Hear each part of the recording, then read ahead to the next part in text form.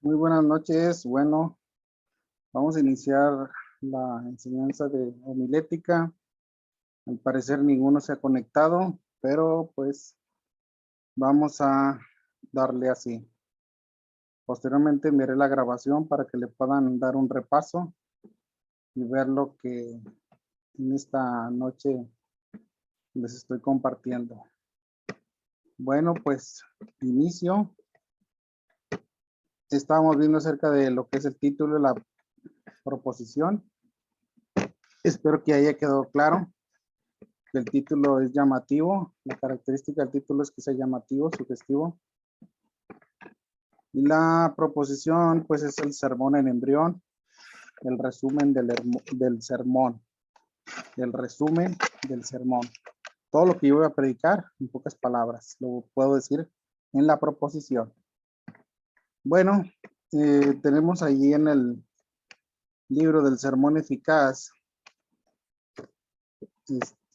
Bueno, espero que se pueda ver, que no hay ningún problema de poder visualizarlo aquí en la pantalla para cuando revisen el video lo puedan ver. Estamos hablando sobre el tema del sermón.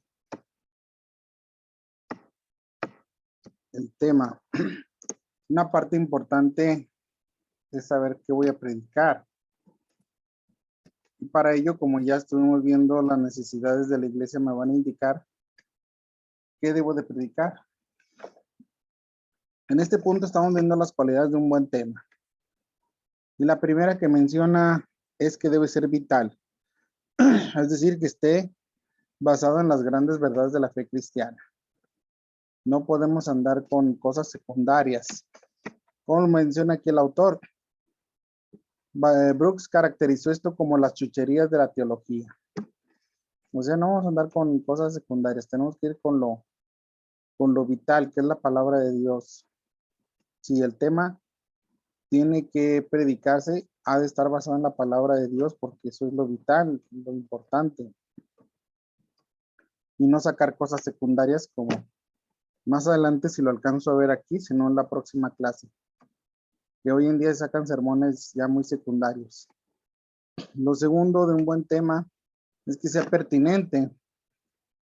O sea, que la necesidad, ¿verdad? La necesidad de la iglesia.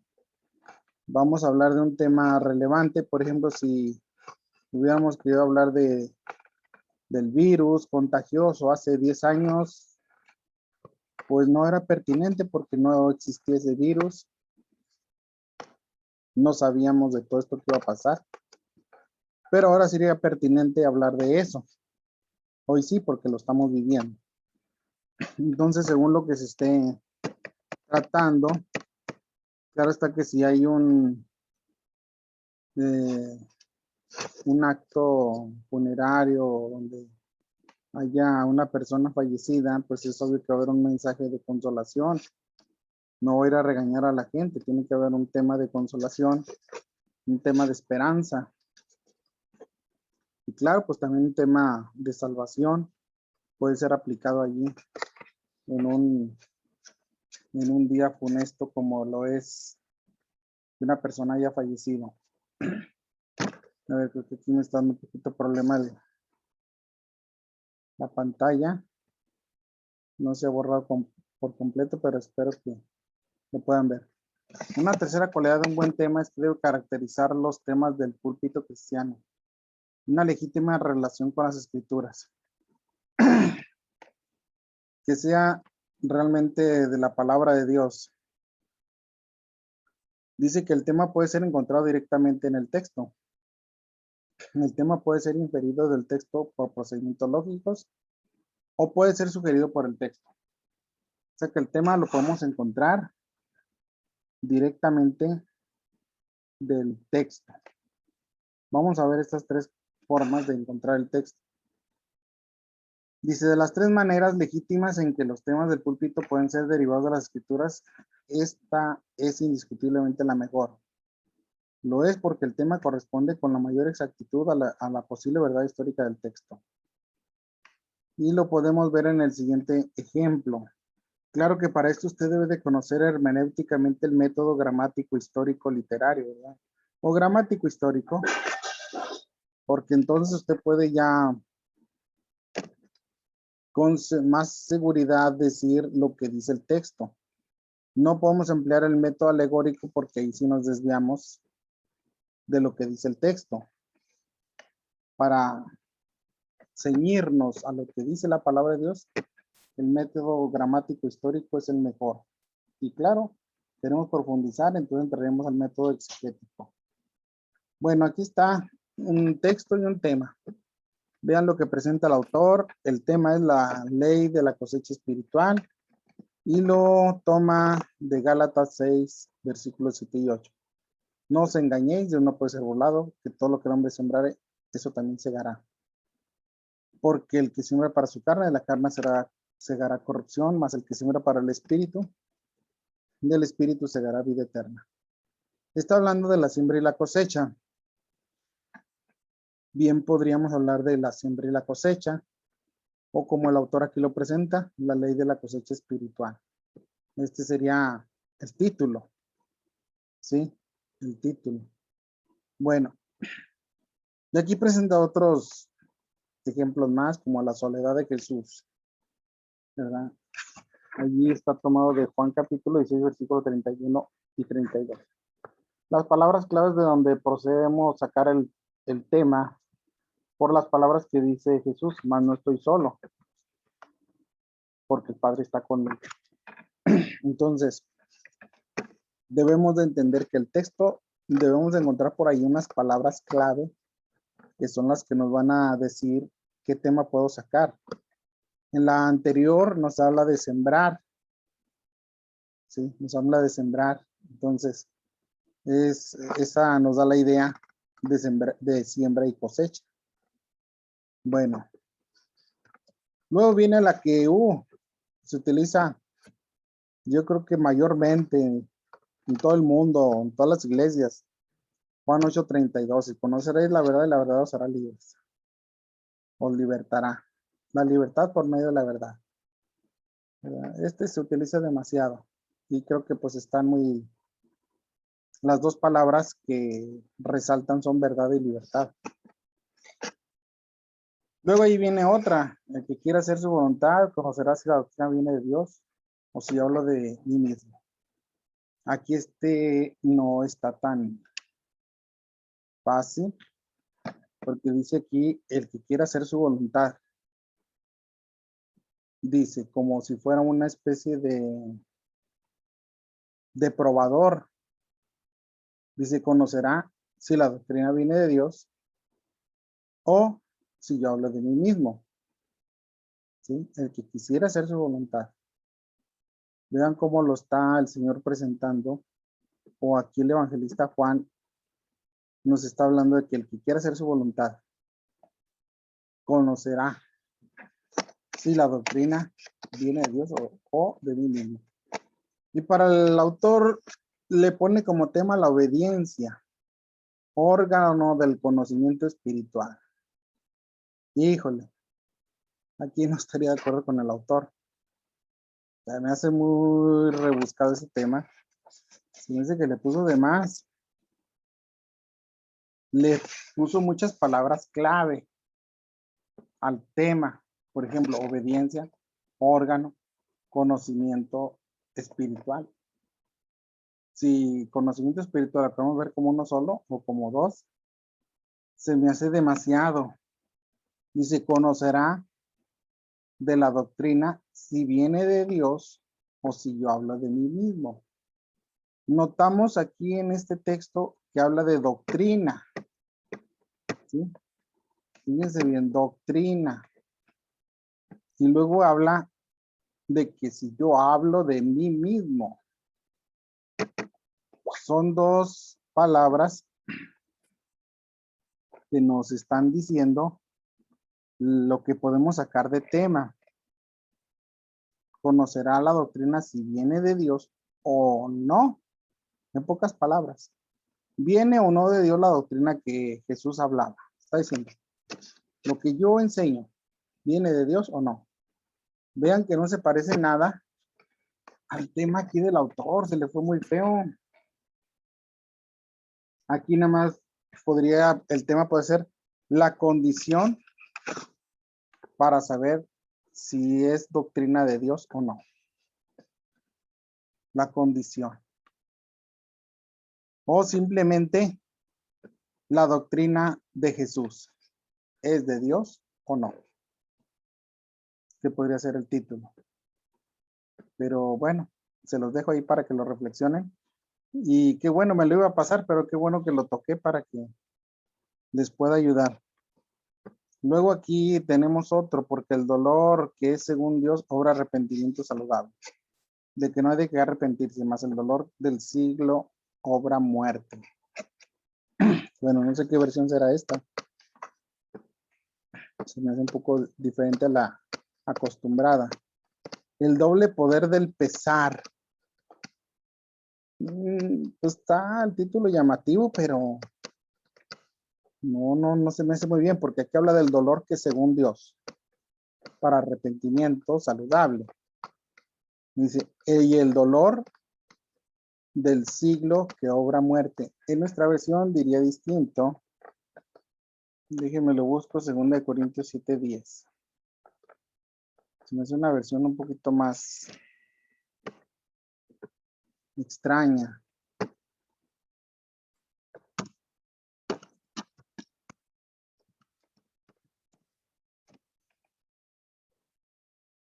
Segunda de Corintios 7:10.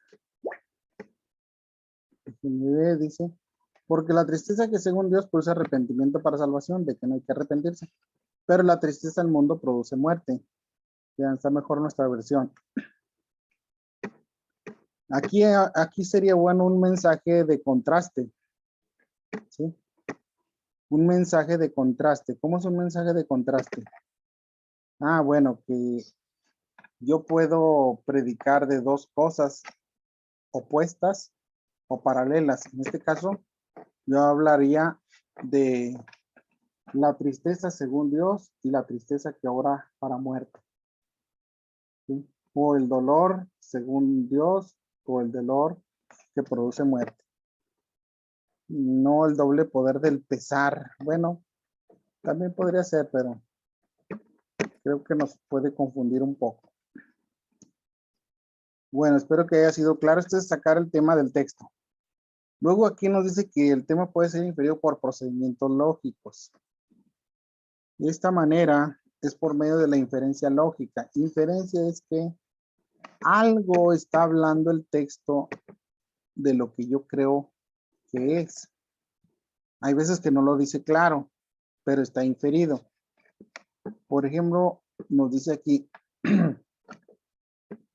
dice, vale la pena esta conexión.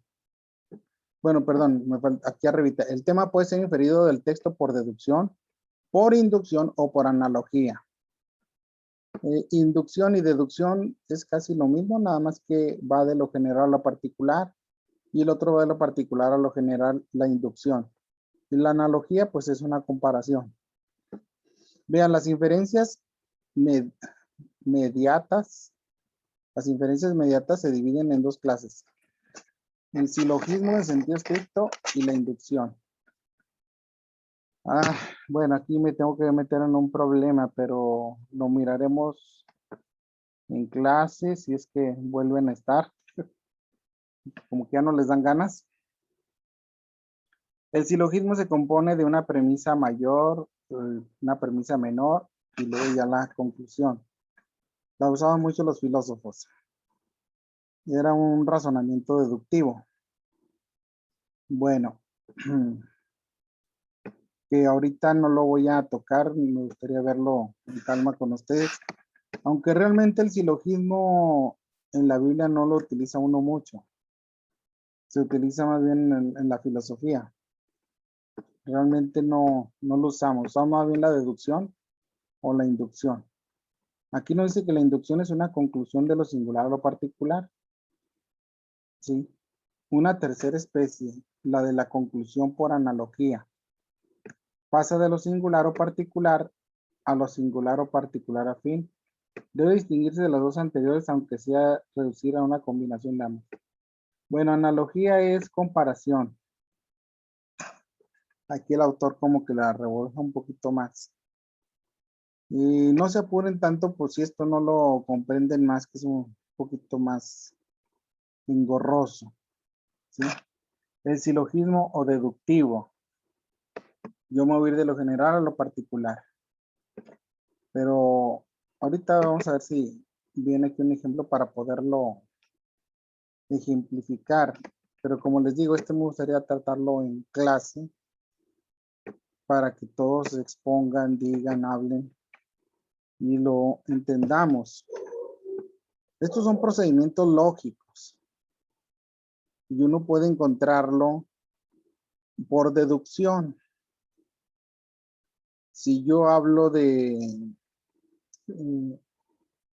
la muchacha que fue raptada por Naamán el sirio, bueno, no por él, sino por las bandadas armadas sirias, la muchacha llega a la casa de Naamán. Cuando yo leo todo el texto, empiezo a deducir, ¿sí? Pero aquí más bien sería por inducción, o sea, me voy de lo particular. ¿Cuál es lo particular? La muchacha. Yo una vez prediqué sobre este mensaje, sobre este pasaje, perdón. Por allí tuve que sacar una deducción para no utilizar la palabra deducción. Tuve que inferir, ¿sí? Inferir o llegar a una conclusión de por qué esa muchacha llegó ahí. Según yo, no fue por casualidad, sino realmente Dios, que todo lo sabe y tiene planes y propósitos, permitió que esta muchacha fuera llevada hasta ese lugar, porque ella tenía su plan. ¿Cuál era el plan? Aquí viene la inducción, de que esa muchacha fuera el instrumento para que Naamán supiera acerca del profeta Eliseo y fuera sanado. ¿Cómo concluimos en eso? ¿O cómo inferimos eso? Porque la esposa de Naamán estaba a cargo de esta muchacha. La muchacha oye, sabe y le dice, yo sé quién puede sanarlo. Y ahí podemos ver el ejemplo, ¿verdad? Por inducción. Estamos yéndonos de lo particular hacia lo general, ¿sí? Es una deducción de lo particular a lo general. Y la otra, la deducción o silogismo sería de lo general a lo particular. Entonces aquí estamos yendo enfocándonos a la muchacha, que por lo regular casi nadie la menciona en sus prédicas. Se van más de lo general a lo particular. Cuando analizan al general Naamán, ¿sí? Y luego ya podrían al último decir que fue por la muchacha. No, yo le doy más realce a la muchacha, ¿sí? O sea, infiero por inducción de que ella fue llevada allí por obra de Dios para hacer bendición para Naamán. Espero estarme explicando. Se infiere. ¿Por qué digo que se infiere? Porque la Biblia no me dice que la muchacha fue raptada como plan de Dios. No dice. Leemos y no dice. Y una muchacha de Israel fue raptada porque Dios tenía un plan y el plan era que ella fuera el vínculo para que Naamán fuera sanado. No, lo inferimos. ¿Por qué lo inferimos? Porque la muchacha sí habla, la esposa de Naamán, y le hace caso a una sirvienta. Pues es que era tanto el dolor de Naamán que él quería ser sanado como fuera lugar. Entonces, y ya no sabemos nada más después de la muchacha. La Biblia hasta ahí menciona su participación, pero por inferencia, aquí también podemos usar la inferencia, podemos pensar que al regreso de Naamán, la muchacha le ha de haber premiado con bienes, con, no sé, posesiones, su libertad, Posiblemente hasta su libertad le dio y se regresó a su tierra. Ese es por inferencia lógica. Bueno, espero que se haya un poquito comprendido. Aquí nos habla de que cuando el texto presenta una verdad general y el tema una aplicación particular de ella, decimos que es un inferido por deducción, como lo estaba tratando ahorita de mencionar. Y se puede tomar Mateo 28, 19 y 20 y predicar un sermón sobre el tema, llevando a cabo la gran comisión, haciendo ver que la obediencia al mandato de Cristo demanda de parte nuestra la oración, dinero y dedicación de nuestra vida. Dice, el tema no es idéntico a un histórico. El texto no menciona nada acerca de la manera de que la comisión de Cristo debe ser ejecutada, pero el tema es legítima inferencia del texto por inferencia por deducción. Aquí te dice, y este sí es muy predicado, sobre la gran comisión, y la gran comisión, y la gran comisión. ¿Qué? Que prediques la palabra. ¿Dónde? En todas partes del mundo. Y luego ya yo podría decir, ¿y con qué dinero? ¿Y por dónde empiezo? ¿Y cómo lo hago? ¿Con qué lo hago? ¿Con quién me acompaño? Pues eso ya lo vas a ver cómo lo haces, pero el asunto es que tú vas a aplicar. Se está hablando de algo general, pero no te da los detalles de cómo hacerlo. Es como cuando te dicen, en un empleo y no te dan los detalles. Bueno, lava el baño y el patio. No te dicen con qué. Tú ahí tienes un montón de jabones distintos, de detergente, lo que sea, y dices, ¿y por dónde empiezo? Y luego dicen, cuando dicen a veces patio, no te dijeron cuál patio. ¿Hasta dónde? No, pues en la torre, ¿verdad? Y tienes que estar deduciendo hasta dónde. Entonces aquí es lo mismo, te dicen de forma general lo que hacer, pero no te dicen los detalles. Bueno, esto les digo, quiero, si lo podemos ver de manera presencial. Entonces, lo podremos más clarificar. Ahorita lo voy a dejar así para tener una reunión presencial. Espero que se pueda dar. Si no se da, pues entonces lo abordaré nuevamente, pero ya tratando de clarificarlo lo más que pueda o que ustedes cuando vean el video me digan, a ver, aquí no le entendí bien. Luego viene aquí temas derivados de sus respectivos textos por vía de una simple sugestión. Sugestión no es que esté sugestionado, no va a ser nada. Entender de manera así simple de qué puede hablar. Con solo yo ver algunas cuestiones, leer algo, ya puedo inferir de qué o deducir de qué está hablando. Dice, es instructivo observar que aún aquellos escritores que abogan por la legitimidad de este tipo de temas se ven obligados a llamar la atención a ciertos peligros serios que están envueltos en el procedimiento. Garvey, por ejemplo, dice lo siguiente. Si la constitución mental de un individuo es caracterizada por una tendencia fantástica, si su instrucción en las Sagradas Escrituras y en la verdad divina ha sido imperfecta, le será sumamente peligrosa la práctica de seguir las cuestiones de su texto, porque por lo general estas no serán sino fuegos fatuos que lo dejarán desencaminado en algún pantano mental. Pero para el hombre de conocimientos adecuados y de un criterio disciplinado, la sugestión, aun cuando no puede ser reducida a una forma lógica e inflexible, puede ser una guía de confianza.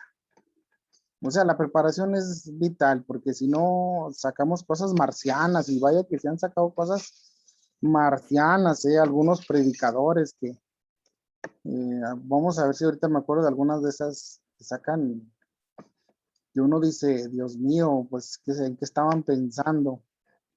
Bien, aquí vienen dos ejemplos, uno bueno y otro malo, para ver de dónde podemos sacar un tema del texto, pero por el proceso de la sugestión. Dice Alejandro McLaren, generalmente reconocido como el príncipe de los expositores bíblicos, predicó en una ocasión un sermón basado en Juan 19:22 y cuyo tema fue el pasado irrevocable. El texto presenta los siguientes hechos.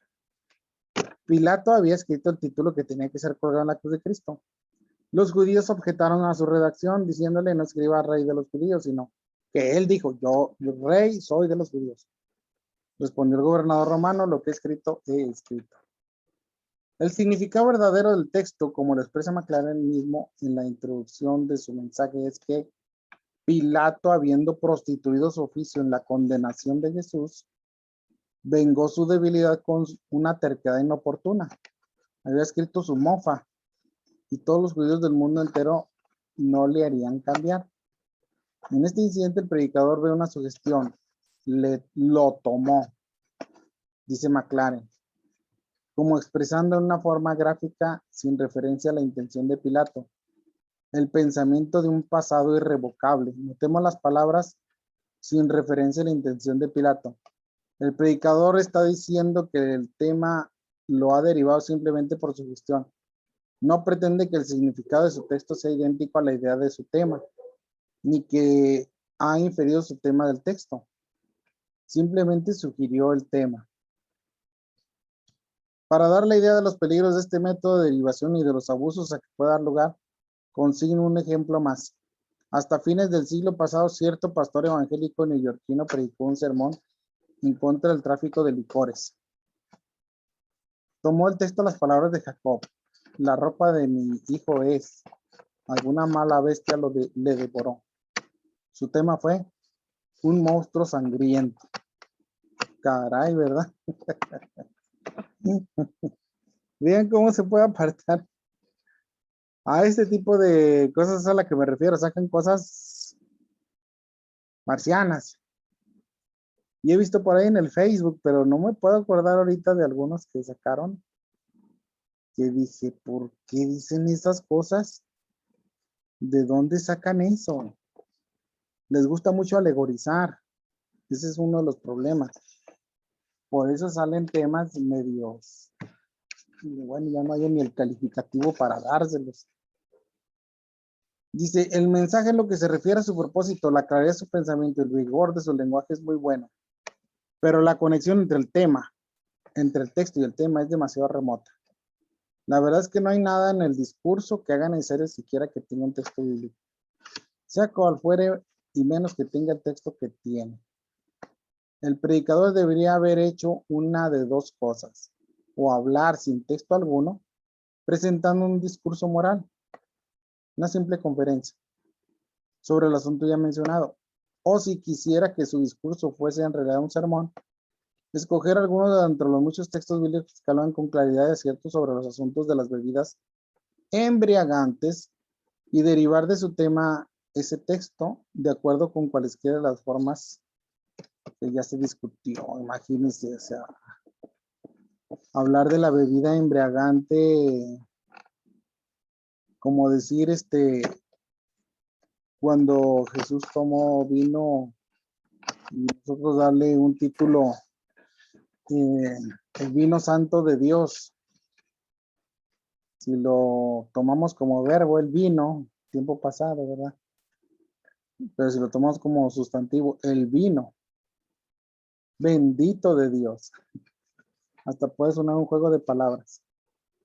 ¿De cuál vino vamos a hablar?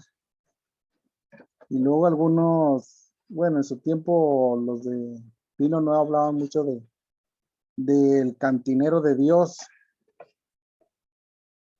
y hablaban del vino y hablaban de la embriaguez espiritual. Y pues la Biblia no utiliza esta palabra embriaguez espiritual, ¿verdad? Dice, sed lleno. Y no os embriaguéis, dice, no os embriaguéis. Pablo no dijo, no os embriaguéis de vino, embriágate de Dios. Pablo no quiso usar cosas semejantes, pero hubo un boom hace tiempo que hablaron mucho de eso. Entonces, pues la Biblia no habla de una embriaguez espiritual, habla de una llenura. Pero a veces por ser sensacionalista los predicadores toman eso, ¿verdad? Como para llamar la atención. Pues yo no estoy muy de acuerdo en eso, pero pues hay algunos que lo hacen. Bueno, recapitulando sobre cómo sacar los temas del texto. Dice, reiteramos que hay 3 maneras válidas para derivados de su respectivo texto. Puede ser encontrado directamente el texto, como ya se vio. Puede ser inferido por el texto por procedimientos lógicos, como es un poquito más complicado lo que estuvimos analizando. ¿Sí? Y el texto puede ser derivado por sugestión. Por sugestión. O sea, porque le eché nada más un vistazo, medio entendí el texto. Este es peligrosillo porque ya ven aquí, que sacó de Génesis 37-33, que mi hijo ha muerto, alguna mala bestia le devoró. Y sacó el tema, un monstruo sangriento. Por favor, ¿verdad? No. Pero algunos así sacan los temas. Uno, digamos, más acercado es cuando Jesús lloró. Y que van a hablar que Jesús lloró, aunque ese sería un tema directamente del texto. ¿Sí? Pero en fin, hay que tener cuidado con ese tipo de manera de encontrar el tema. Y ya el derivado por sugestión se presta a abusos, su empleo. ¿Sí? Exige que el predicador posea tanto conocimiento amplio de las escrituras como una buena dosis de sentido común. ¿Por qué sentido común? Porque se salen con cosas que no van, ¿verdad? A ver si cuando nos veamos en presencial, espero, miraremos algunas cuestiones y ustedes a lo mejor por ahí escucharon uno o ustedes predicaron uno, así medio marciano. Bueno, entramos al desarrollo del tema. Ahora sí, ¿cómo se va a desarrollar ese tema? Tomando en cuenta que el tema va a ser encontrado del texto de la Biblia. Bueno, dice, en sentido estricto, no hay más de 2 maneras en que el tema puede ser desarrollado. De acuerdo con el texto o de acuerdo con el tema. De acuerdo con el texto o de acuerdo con el tema. Si se acuerdan, les dije que el temático ni siquiera tengo que ver la Biblia. Yo puedo hacer un sermón sin ver la Biblia. Claro que para que tenga fuerza, pues le tengo que añadir pasajes bíblicos para que tenga fuerza y que yo pueda decir, lo saqué de la Biblia y no nada más de la cabeza, ¿verdad? Y puedo sacar un montón. Es el sermón más fácil de hacer, un sermón temático, porque nada más agarro yo un tema y de ahí saco todo, ¿sí? Yo puedo hablar el ayuno espiritual. Ya empiezo a hablar del ayuno espiritual. Ni siquiera he leído un texto. Ya, como les dije, el sermón temático a veces usa el texto de pretexto. Claro que para nosotros pues lo vamos a usar como apoyo, no precisamente como pretexto, pero un apoyo. Pero en cambio, si sacamos el tema directamente del texto, bueno, pues ahí sí está toda la fuerza, porque vamos a interpretar el texto. En el sermón temático no interpretamos ningún texto. Simplemente desarrollamos el tema y punto. ¿Sí? Como les dije, el ayuno espiritual, ese sería un tema. Y yo puedo atacarlo con preguntas o de muchas formas. Por ejemplo, ¿qué es el ayuno espiritual? ¿Dónde se hace el ayuno espiritual? ¿Cuándo se hace el ayuno espiritual? ¿Por qué se hace el ayuno espiritual? ¿Sí? ¿Para qué se debe hacer el ayuno espiritual? Y vean, ya hice un sermón con puras preguntas. Bueno, entonces son las 2 maneras de desarrollar el tema, directamente el texto o por el tema. De ahí lo desarrollo. Dice aquí el autor, la manera más sencilla de distinguir entre estos 2 métodos es que cuando las divisiones principales del plan son tomadas del texto. Bueno, lo que ya estaba mencionando, no tiene caso repetirlo. ¿Sí? Ya les dije que del tema se desarrollan los puntos principales de un sermón temático. Y cuando el tema lo sacamos directamente del texto, entonces los puntos principales los saco directamente del texto. Espero que se quede claro. Bueno, no necesito entrar aquí a todo eso que está ahí hablando. Ahora sí que vamos a hablar unos tipos de sermones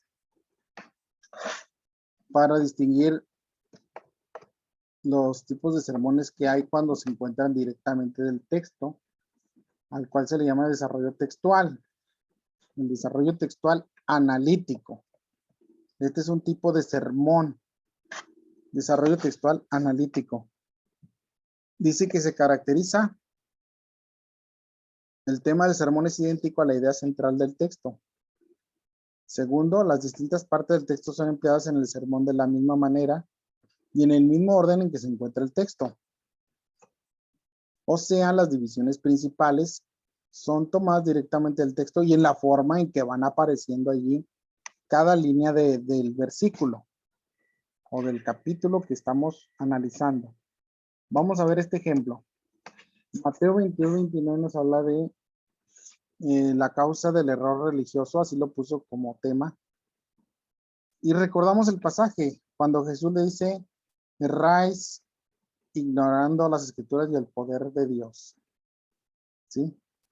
Entonces, el autor le puso aquí como las causas del error religioso. Y está muy fácil sacar dos puntos principales. Muy fácil. La primera causa consiste en la falta del conocimiento de las escrituras. Aquí lo dice el autor. Véanlo. La segunda causa consiste en la falta de una experiencia personal en el poder de Dios. Y los fariseos que buscaban poner mal al Señor, no esperaban una respuesta de esta magnitud, ¿sí? Aunque en este caso eran los saduceos, porque está hablando de cuando al Señor le presentan de un hombre que tuvo de una mujer que tuvo 7 esposos. ¿De quién iba a ser la mujer de esos 7? Allá en el cielo, ¿verdad? En la resurrección. Porque los saduceos no creían, o sea, le estaban diciendo a Jesús, son puras mentirotas, nada más para comprobarte que son puras mentirotas, le presentan esta parábola. Y Jesús le dice, bueno, es que ustedes están equivocados. Fíjense bien, les dio en su ego, pero mortalmente, porque dice, erráis ignorando las escrituras. Es como si a nosotros nos dijeran, no sabes, eres un ignorante. Siente re feo uno que le digan ignorante. Y le dice, y tampoco conocen el poder de Dios. Oh, dos cosas que les ha de haber dolido muchísimo. Entonces, ¿cómo sacamos el sermón textual analítico? No pierdan de vista. Desarrollo textual analítico. Aquí lo estoy subrayando. Espero que lo vean. Desarrollo textual analítico. ¿Cómo voy a desarrollar yo los puntos?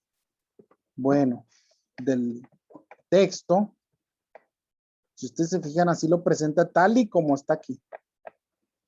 De hecho, a este se le puede llamar un sermón textual hilativo, pero no quiero confundirlos. ¿Sí? Textual analítico, tal y como lo presenta la escritura. Y aquí tenemos otro ejemplo, el gozo del pueblo de Dios. Si ustedes analizan en su Biblia, para esto sí necesitan ver la Biblia, está el pasaje de Deuteronomio 33:29. Primero habla de la redención, luego de la protección y al último del poder conquistador. En ese orden presenta las ideas del pasaje de Deuteronomio. Ese no es muy conocido.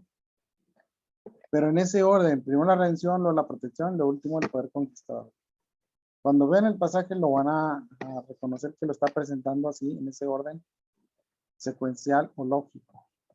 No lo brinca. Porque vamos a encontrar otro tipo de sermón que ahí sí cambian. Uno, el primero se puede ir al tercero, el tercero al primero. Pero eso ya lo veremos. Ahí tienen pues los ejemplos. Yo espero que estos ejemplos ustedes los vean allí en casita, ¿verdad? Y los analicen. Son bastantes ejemplos. Me voy al segundo. Desarrollo textual sintético. Aquel era analítico. Este es sintético, de síntesis. ¿Sí? Y aquí a ver si no se me extravían. El sintético tiene dos. Este tipo de desarrollo textual tiene dos formas. Síntesis elemental y síntesis avanzada. Espero que a ver si no se me pierden. ¿Sí? Dice aquí, difiere del desarrollo analítico del que vimos anteriormente en dos cosas. Primero, en cuanto al orden de las partes, o sea, de los puntos principales. El desarrollo textual analítico, el orden de las partes del texto es seguido al pie de la letra, como ya lo habíamos dicho. Pero el sintético cambia porque el predicador le parece más conveniente cambiar su propósito. ¿Sí?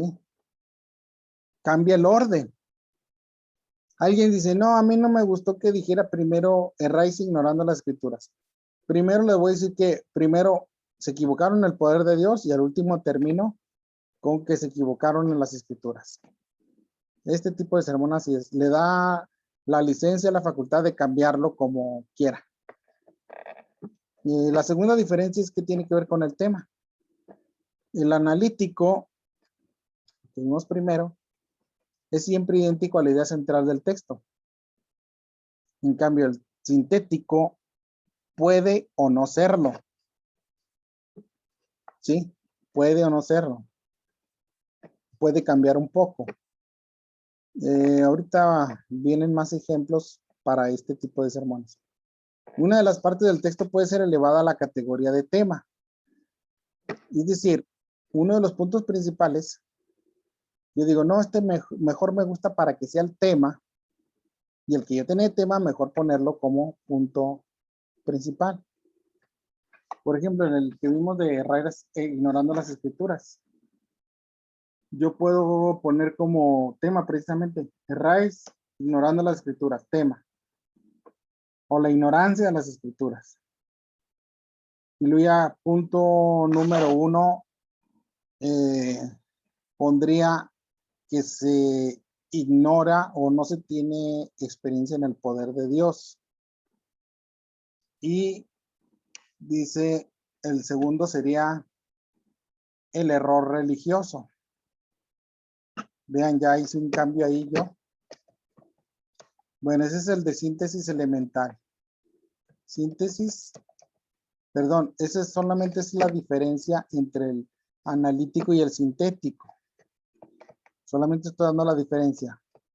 Vamos ahora sí, síntesis elemental. El tema del sermón es idéntico, pero aquí sí cambian las partes, el orden, que era lo que mencionaba, la diferencia al analítico, al sintético. Bueno, aquí vemos el sistema síntesis elemental. Vean este ejemplo. Las bendiciones superiores del nuevo pacto. Aquí cambian el orden. Déjenme ver, se me dice que este estaba acá. Vean. Las bendiciones superiores del pacto. Aquí está en una forma. Vean. El pacto efectúa santidad interna. Déjenme ver si lo puedo hacer más pequeño para a ver si se logra ver. Pero no lo van a ver allí. No sé, me dice que ya son todas. A ver. No, de todas maneras no se ve. Quería que vieran la diferencia. Miren aquí punto número 1, cómo lo tiene en síntesis elemental. El nuevo pacto nos bendice con un conocimiento personal de Dios. Y acá lo tiene.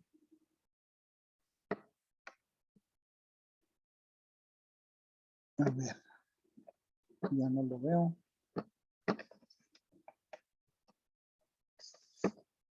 No, bueno, aquí lo tiene diferente. Dice que estaba tratándolo igualito porque el tema es igual. Miren. Las bendiciones superiores del nuevo pacto. Y acá dice también las bendiciones superiores del nuevo pacto. Pero aquí dice que el nuevo pacto nos bendice con un conocimiento personal de Dios. Con un conocimiento personal de Dios. Aquí lo cambió un poquito. Porque aquí dice el nuevo pacto provee conocimiento personal, pero para todos. O sea, lo está cambiando, ¿sí? ¿Qué es lo que quiero que vean? Que lo cambia. el de síntesis analítico, tal y como se encuentra en el texto. Pero el sintético ya lo puedo yo cambiar el punto principal y hacerle una modificación. Bueno, me gustaría tenerlo y poderlo confrontar, ¿verdad? Ponerlo en dos partes. A ver si en la otra clase lo copio y lo pego para estarlo comparando bien y analizarlo bien. Bueno, fíjense bien, dice, en el texto el orden de las partes es santidad, conocimiento y perdón. Ese es el de analítico. Pero ¿y si se ha cambiado el orden? Porque el que aparece en el sermón con el fin de seguir el orden de la experiencia cristiana. O sea, alguien puede poner, si es síntesis, si es textual analítico, lo presenta así, en estos 3 puntos. Pero si es síntesis elemental, entonces dice, no, yo el 2 lo pongo en el 1 y en el 1 en el 2. O el 3 lo pongo en el 1 y el 1 lo puedo poner hasta el 3 o en el 2. O sea, es la habilidad del predicador, qué es lo que quiere enfatizar. Aquí en este tipo de sermones, lo que quiere enfatizar, porque a lo mejor no quiere enfatizar un punto de los que están ahí, quiere enfatizar otro. Bueno, vean otro aquí de síntesis elemental, el hijo pródigo. Dice, veamos la posilga, luego de su degradación y restauración. Bien, aquí están las partes, la salida del pródigo, degradación y su retorno. Ese sería un orden lógico, pero dice, se ha cambiado de plantear al principio un problema y luego investigar su origen y encontrar su solución. O sea, aquí lo quiso presentar de esta manera. Bueno, yo creo que aquí lo voy a dejar. No me ha mandado la señal de que ya se vaya a terminar. Se me hace raro, ¿verdad? Pero bueno, por un lado está bien, se avanzó más. Entonces, esto me gustaría verlo en la práctica, ¿sí? En la práctica, porque no tengo aquí a nadie que lo esté observando y pues es un poco incómodo que no haya nadie para pues poder estar interactuando. Así se vuelve un poquito más tedioso, pero espero que en la próxima sí puedan estar y podamos resolver dudas, inquietudes. Estas pequeñas partecitas que estuve mencionando de lógico, inductivo, silogismo, es un poquillo más complicado, pero no se asusten, ¿verdad? No se asusten. Con la práctica lo vamos a entender. Bueno, hasta aquí le dejamos. Vean todos estos sermones que vienen aquí para que los vayan analizando. Según esto aquí viene como página 91, no sé en su libro cuál página sea, porque aquí no lo menciona. Nos vemos, échenle muchas ganas, estudien y si hay dudas nos estaremos viendo primeramente Dios y si no, pues tendré que grabar nuevamente. Dios los bendiga.